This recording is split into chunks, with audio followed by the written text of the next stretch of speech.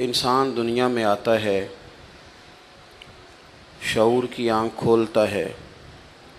अल्लाह तबारक व तआला ने इसके साथ रूहानी अक़दार भी रखी होती हैं और इसके नफ्स में ख्वाहिशात भी रखी होती हैं।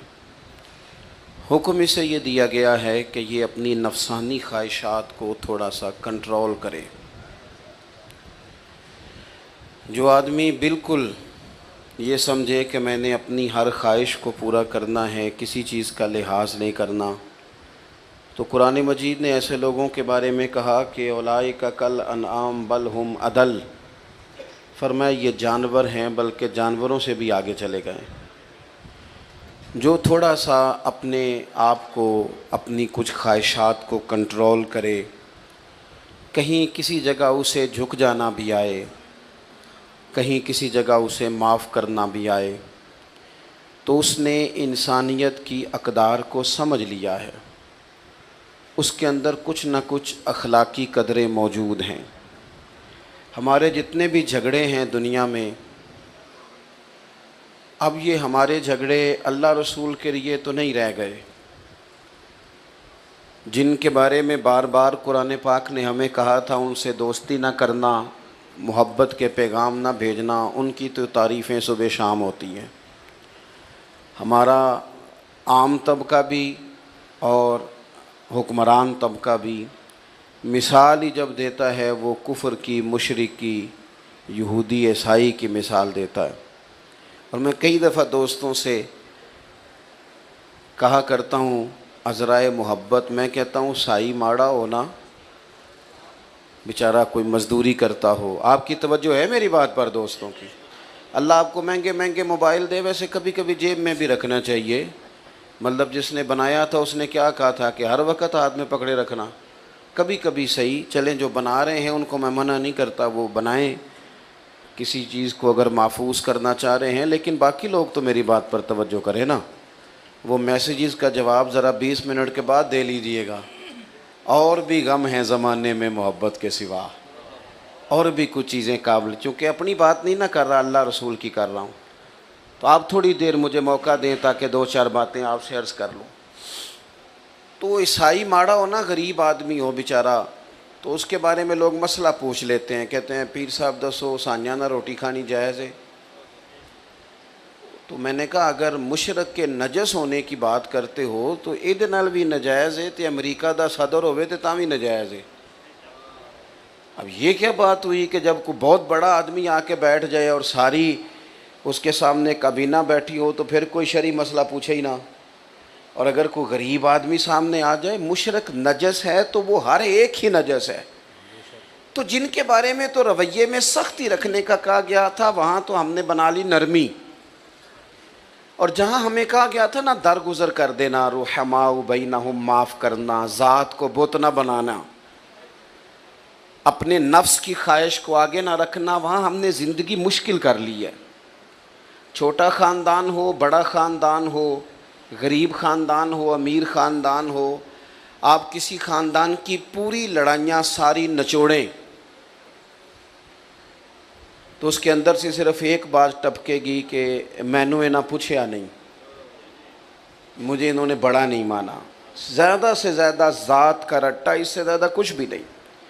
सारे दोस्तों की, गहरे दोस्तों की जब रकाबतें होती हैं तो आप सारा निचोड़ लें उसको, तो बीच में सिर्फ इतना निकलेगा कि फ़लाँ मकाम पे फ़लाँ को प्रोटोकॉल नहीं दे सके। जो प्रोटोकॉल मांगते हैं वो अपने नहीं होते, जो प्रोटोकॉल मांगते हैं उनके रिश्ते मुखलिसाना नहीं होते। मेरे रब ने कुरान मजीद में अपने बंदों की शान बयान की, फरमाया वो पता है ज़िंदगी कैसे गुजारते हैं, व इबादुर्रहमानिल्लज़ीना यमशूना अलल अर्दि हौना। फरमाया रहमान के बंदे ज़मीन पर आजिज़ी के साथ चलते हैं। उनका लहजा नहीं प्रोटोकॉल वाला, अंदाज नहीं उनका हटो बचो वाला, झुके झुके चलते हैं। और जितना फल ज़्यादा होता है उतना झुकाव भी ज़्यादा होता है। जितना बंदा बड़ा होता है उसमें आजिज़ी भी उतनी ज़्यादा होती है। जो आला ज़र्फ़ होते हैं वो हमेशा झुक के मिलते हैं, क्योंकि सुराही सर नगू होकर भरा करती है पैमाने। जो बंदा जितना बड़ा होता है उसका झुकाव उतना ज़्यादा होता है। तो अगर उसकी गर्दन में सरिया ज़्यादा है तो इसका मतलब है बड़ा नहीं है, अभी इसको बड़ा होने में वक्त लगेगा। कुरान मजीद ने ज़िंदगी गुजारने का उसूल ये दिया कि तेरे लहजे में आजिज़ी हो, तेरा मिलना, गुफ्तगू करना, आना जाना, उसमें इनकिसार हो। और 2 जुमलों में मेरे नबी पाक अलैहिस्सलाम ने बात इतनी खोल दी कि सारी हकीकतें ही अंदर आ गईं। महबूब फरमाने लगे तू रब की रज़ा के लिए आजिज़ी कर। हुजूर फरमाते हैं, ये तिरमिज़ी में मौजूद है, फरमाया तू अल्लाह की रज़ा के लिए झुक जा, रब तुझे इज़्ज़तें अता फरमा देगा। इज़्ज़त इस बात में है कि तेरे अंदर झुकाव कितना ज़्यादा है। इज़्ज़त इस बात में, हमारे यहाँ बाज़ लोगों का ये ख्याल होता है कि इज़्ज़त शायद कपड़ों का नाम है या गाड़ियों का नाम है या बंगलों का नाम है। हालांकि मैंने अपनी छोटी सी ज़िंदगी में ये देखा है कि खरबपति भी बंदा हो ना, लेकिन अगर लोगों को शक पड़ जाए ना पैसा जायज़ नहीं, तो अपने लोग भी कह रहते हैं कि मुझे पता है कैसे आगे गया है। लेकिन बंदा खरा हो, सच्चा हो और छोटा सा अफसर हो, टूटी कुर्सी पे बैठता हो, तो बड़ा महंगा आदमी भी दरवाजे पे खड़ा होकर कहता है यार बंदा बड़ा खरा है, ना सिफारिश सुनता है ना रिश्वत लेता है। तो इसका मतलब है रोब कपड़ों का नहीं होता, रोब तो बंदे के किरदार का होता है। उसका किरदार, हज़रत सैयदना फ़ारूक आज़म रज़ी अल्लाह तआला अन्हु कैसरे रूम डरा करता था, रूमी सल्तनत कांपा करती थी। क्यों? हज़रत उमर का तो एक गनमैन भी नहीं था। असल बात क्या थी? उन्हें पता था कि मिजाज कुछ और है, तबीयत कुछ और है, अंदाज़ कुछ और है, और कोई ज़ाहिरी दब दबाव नहीं, बल्कि एक दिन बैठ के तमाम सहाबा ने मशवरा किया, कहा जनाब हद हो गई है। हज़रत अबू बकर सिद्दीक़ के ज़माने में तो इस्लाम पर गुर्बत थी, अब तो अल्लाह ने बड़ी वुसअत दे दी है, 50-50 हज़ार दिनार सहाबा को माले गनीमत में मिलते हैं और जनाब उमर को भी मिलते हैं। लेकिन अजीब बंदा है, घर से निकलता है, मस्जिद से निकलता है और घर जाने तक सारे बांट देता है।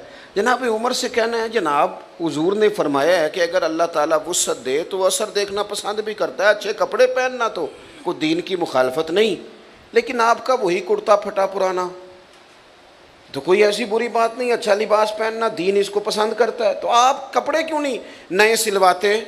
बड़े बड़े वज़ीर मुशीर आते। हमारे बच्चे जब सियाने हो जाएं तो वो मशवरे भी देते हैं ना बड़ों को।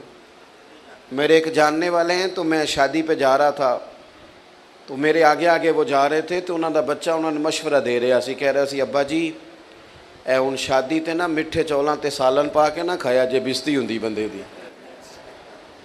तो वो मैं थोड़ा सा आगे गया, तो मैंने कहा पुत्र तू लेट हो गया, टाइम ना होंदा तो सारा टब्बर ही सियाना होना सी, तो ज़रा देर तुझे हो गई। भाई असल पे रहने दें, असल चीज़ जो होती है उसमें तकल्लुफ़ नहीं होता, असल में तकल्लुफ़ नहीं होता। और जब आप कुछ चीज़ें मुलम्मा साजी करके लेते हैं, मुलम्मा साजी, हमारे एक बुजुर्ग हैं वो फरमाते हैं, कहते जदों दे मुंडिया मैनू काटन वाले कपड़े पवाए ने, मैं तो ब्याह ते कदे रज के रोटी नहीं खाधी, इन्होंने तो मेरे ऊपर बोझ डाल दिया है, तकल्लुफ़ पैदा कर दिया ज़िंदगी में।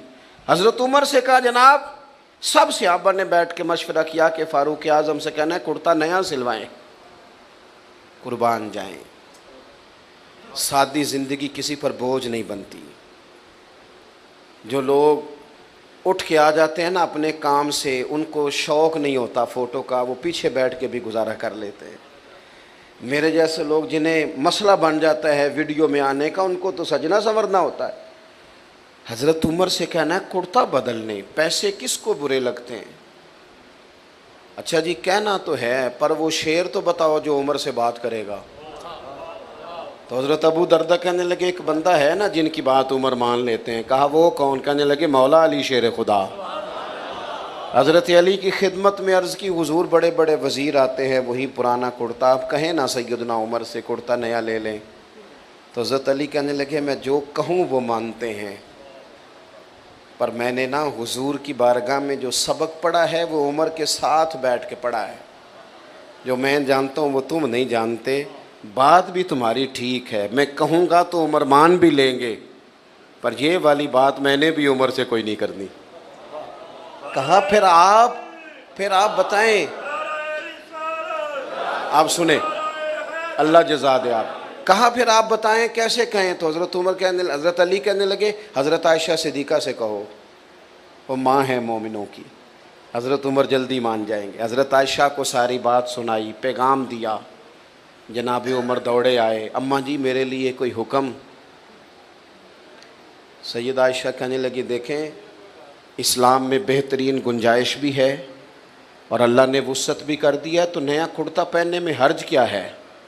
आपका बेटा पहनता है, बाकी सहाबा लेते हैं, तो आपका वही पेबंद लगा कुर्ता, उसी से खुतबा देते हैं। ईद पढ़ाने जाते हैं तो नंगे पैर चले जाते हैं और रास्ते में बच्चों को खड़ा कर कर के कहते हैं दुआ करना रब उमर को माफ़ कर दे। खड़ा कर कर के कहते हैं वली मन खाफा मकाम रब्बिही जन्नतान। तो नए कुर्ते में हरज क्या है? तो हज़रत उमर कहने लगे अम्मा जी कोई हर्ज नहीं, मेरे पास गुंजाइश भी है, आपका हुक्म आ गया, मैं शाम को ले लूँगा नया कुर्ता, पर एक बात कर लूँ? कहा आप कर लें। तो हज़रत उमर रो पड़े, फरमाने लगे ये जो कुर्ता पहना है ना, हुजूर के सामने भी इसी कुर्ते में जाया करता था। अबू बकर सिद्दीक जब मुझे मशवरे के लिए बुलाते थे ना, तो इसी तरह हम लोग बस असी किसी दे कुछ नहीं जे लगदे, ना कोई साडा दर्दी, इसी तरह बस बातें होती थी। और अम्मा जी अभी ना मेरे पूरे मुल्क में गुर्बत ख़त्म नहीं हुई, अभी सब को नए कुर्ते नहीं मिले, हुक्म का मैं पाबंद हूँ, शाम को ले लूँगा, लेकिन अगर मुझे इजाज़त दे दी जाए कि मैं उसी तरह रहूँ जो मुझे हुजूर ने जिस जगह छोड़ा था, तो मेरी ज़रा दिल को तसल्ली होगी। मैं तकल्लुफ़ात वाली ज़िंदगी इख्तियार नहीं करना चाहता। हज़रत आयशा ने सुना तो चुप कर गईं। जनाब उमर कहते हैं देर के बाद अगर आवाज़ आई तो बस उनके रोने की आई। फरमाने लगी जो सहाबा ने कहा था वो भी ठीक है, पर उमर जो आप कह रहे हैं वो तो बिल्कुल ही ठीक है। दोस्तों उलझाओ नहीं, झगड़ा नहीं, ज़ात का प्रोटोकॉल नहीं, खुदारा मुसीबत बन जाती है ससुर को जब दामाद का फ़ोन आता है कि मैं आ रहा हूँ। मैं उन गरीबों को भी जानता हूँ जो उधार कर्जा लेके प्रोटोकॉल का बंदोबस्त करते हैं। हमारी तबीयतें लोगों के लिए मुसीबत बन गई हैं, हमारा मिजाज हावी हो गया है। हम तो यहाँ थोड़े दिन कुन फिर दुनिया का अन्ना का गरीब न वाबिरुन सबील। हुजूर ने फरमाया था मुसाफिरों की तरह रहना, राहगीरों की तरह दुनिया में वक्त गुजारना। कभी देखा है आपने एयरपोर्ट पे आप सबसे पहले भी बोर्डिंग करा के चले जाएं वेटिंग रूम में, और सबसे पहले भी बैग आप रख दें, लेकिन अगर कोई बंदा आ जाए ना अपनी आपकी जगह पे बैठ जाए तो आप झगड़ा नहीं करते? क्यों? आपको पता है मैं मुसाफिर हूँ, फ़्लाइट आई और मैं गया। कभी देखा है रेलवे स्टेशन पे लोग कहते हैं ये जगह मैंने ख़रीदनी है, यहाँ रोज़ खड़े होना पड़ता है? पता है मैं मुसाफिर हूँ, ट्रेन आई और मैं। बस स्टॉप पे लोग ज़मीनें नहीं खरीदते, झगड़े नहीं बनाते, क्योंकि उन्हें पता है कि गाड़ी आई और मैं। और दरवेश ने कहा था जितन जितन ते हर कोई खेडे, ओए कदे हारन भी खेड फकीरा, जितन दा मुल कौडी पैंदा ही हारन दा मुल हीरा। कभी बंदा हारना भी सीख जाए, 2 कदम पीछे भी हटे, कभी वो कहे मैं कोई नहीं बाकी सारे हैं, ये वाली भी तो कभी ज़िंदगी होनी चाहिए। फरमाया रहमान के बंदे आजी से चलते हैं, वाइजा खातबाहुमुल जाहिलून कालू सलामा। और अगर कोई उनसे उलझना चाहे, बहस करना चाहे, लड़ाई करना चाहे, तो रब के बंदों की शान ये है कि वाइजा खातबाहुमुल जाहिलून कालू सलामा। अगर जाहिल उनसे झगड़ा करें तो वो सलाम करके गुजर जाते हैं।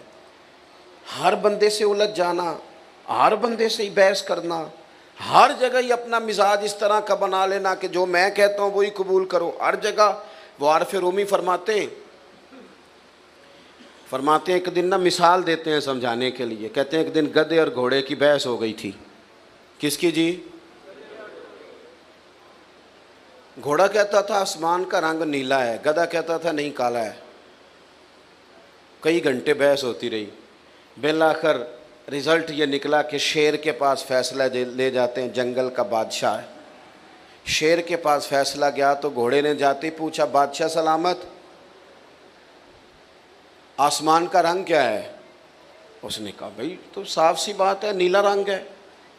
तो कहने लगे मैं कहता हूँ नीला है और ये गधा कहता है काला है, और सुबह से मेरे साथ बहस कर रहा है। कहने लगे कितने घंटे बहस हुई? उन्होंने कहा जी सारा दिन होती रही। तो शेर कहने लगा घोड़े की बात भी दुरुस्त है और घोड़े को उम्र कैद की सज़ा भी है। घोड़ा कहने लगा बात भी मेरी ठीक है और मुझे उम्र कैद की सज़ा माना। कहने लगा बात इस बात पर सज़ा नहीं कि तुम्हारी बात गलत है या ठीक है, सज़ा इस बात पे है कि तुमने गधे से ही बहस शुरू कर दी है। मेरा दिमाग नहीं काम करता, किससे बहस कर रहे हो तुम, किससे? और जिस मुल्क में मैं और आप रहते हैं यहाँ तो लोगों को जो काम आता है वो बहस करने का है। हमारे चूँकि चैनल ज़्यादा हैं, खबरें थोड़ी हैं, तो 4 लोग रात को मुख्तलिफ़ पार्टियों के बिठाए जाते हैं ताकि कौम को पूरी तरह तकसीम किया जाए। पूरी तरह 4 मुख्तलिफ लोगों की राय लो, जितना झगड़ा ज़्यादा होगा उतना प्रोग्राम ज़्यादा देखा जाएगा, ताकि कौम ज़्यादा से ज़्यादा तकसीम हो, उलझाव हो। हर जगह बहस होगी, कोई एक बयानिया तो हो जाना चाहिए एक जैसा, हर जगह बहस। निकल आएँ, उलझाव ना ज़िंदगी में पैदा करें। इतनी टांगें नहीं हमें फैलानी चाहिए कि जाती दफ़ा बंदा इकट्ठी करना चाहे तो फिर उससे इकट्ठी ना हो सके। इतने झगड़े बंदा कर ले ज़िंदगी में कि वो जाती दफ़ा माफ़ियाँ भी लेना चाहे तो उसे माफ़ियाँ भी मुयस्सर कहाँ कहाँ जाए माफ़ियाँ लेने। कुछ थोड़ा सा ना इंसान को कहीं दरगुजर कहीं छोड़ देनी चाहिए बहस। हज़रत उमर बिन अब्दुल अज़ीज़ बादशाह थे, और आजकल तो जमहूरी हुक्मरान होते हैं ना, 4 टांगें कुर्सी की होती हैं तो एक ना एक कामती रहती है।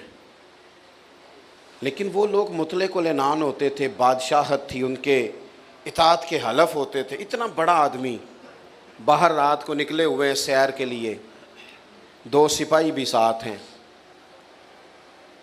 तो एक आदमी ना खेतों को पानी लगाया तो रास्ते में ही सो गया है। सो जाते थे हमारे पुराने बुज़ुर्ग देहातों के ना, वो खेत में ही सो जाते थे। तो हज़रत रात को लोगों की खबरगिरी को निकले। हज़रत उमर बिन अब्दुल अज़ीज़ 39 साल उम्र पाई है इन्होंने।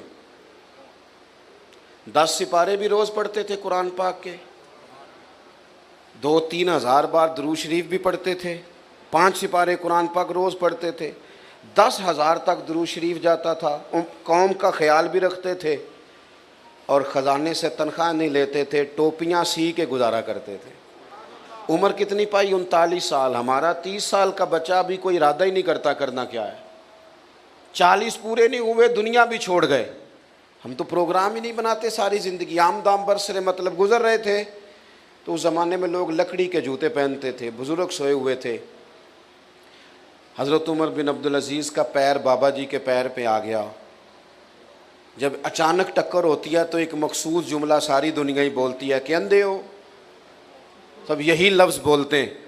तो उस बुज़ुर्ग ने भी यही जुमले के कहा, हल अंतुमुल आमा, क्या आप अंधे हैं? अब किसी जगह पे अगर आपने उलझाव पैदा करना है कि वो मुझे कह दिया, मेरा तू मैनू जानता ही नहीं, तेनू मेरा पता ही नहीं, तू पिंडों आके पुछी सड़क तो तेनू बंदा घर छड़ के आएगा। ओ पईयां देश दियां कबरां जिन्हां ते फुल पे, उधरों कोई भी नहीं आमदा ते इधरों लखां गए। कहा जनाब पैर पे पैर आया तो आप अंधे हैं। अब यहाँ तो बंदा जनाब अड़ जाए कि मुझे कह दिया, और यहाँ फिर माफ़ कर जाए। हज़रत उमर बिन अब्दुल अज़ीज़ बस यही मौका होता है, फ़ौरन हंस पड़े और हंस के कहने लगे नहीं मुझे नज़र आता है। बस सवाल का जवाब हो गया। वो जो केतली होती है वो चाय से हमेशा ज़्यादा गर्म होती है। वो जो 7 गनमैन थे ना, उन्होंने तलवारें निकाल ली। और तुम्हें क्या हुआ? कहने लगे इसने गुस्ताखी की है, गर्दन उड़ाएंगे। अब फरमाने लगे बाबे ने तो कोई गुस्ताखी नहीं कहा, हुजूर आपको अंधा कहा है। इसलिए शेख सादी फरमाया करते थे, लकड़ी को घिन खा जाती है और बड़े लोगों को खुशामद खा जाती है। खुशामदियों से कभी मशवरा नहीं लेना चाहिए, गैर जानिबदार आदमी से राय ले। हज़रत उमर बिन अब्दुल अज़ीज़ से कहने लगा आप अंधे हैं? तो फरमाया नहीं नज़र आता है। वो जो 7 गनमैन थे कहने लगे हुजूर इसने गुस्ताखी की है, इसको कत्ल करना है। तो हज़रत उमर बिन अब्दुल अज़ीज़ फरमाने लगे बाबा तुमसे बातें कर रहा था मुझसे कर रहा था? कहा हुजूर बातें तो आपसे ही हो रही। तो फरमाने लगे नादानो, उन्होंने तो एक सवाल पूछा है कि आप अंधे तो नहीं, तो मैंने जवाब दे दिया नहीं मुझे नज़र आता है, इसमें लड़ाई वाली कौन सी बात है, तो बात ख़त्म हो गई। तो ज़िंदगी में उलझाव नहीं पैदा करना। और आखिरी बात ये कि वल्लज़ीन यबीतून लिरब्बिहिम सुज्जदम व क़यामा, दिन इस तरह गुजारें कि आजिज़ी से, और रब कहता है रात मेरे बंदों की सजदे में गुज़रती है या क़याम में गुज़रती है। डिप्रेशन के, टेंशन के, ज़हनी दबाव के मरीज़ तेज़ी से बढ़ रहे हैं मुल्क में, और बड़े बड़े महंगे जाके वो मोटिवेशनल स्पीकर से सबक पढ़ते हैं। वो कहता है मुराकबा करो, ये करो, वो करो। इस्लाम सबक देता है कि थोड़ी देर रात मुसल्ले पे बैठो। और मेरे नबी पाक अलैहिस्सलाम ने फरमाया अपने दुख दुनियादारों को ना बताना, तुम्हें रुसवा कर देंगे। सेठों नवाबों को ना बताना, परेशान हो जाओगे। फरमाया अपने दुख अपने रब को बताना, जल्दी करे या देर से करे अल्लाह तुम्हें सब लोगों से बेनियाज कर देगा।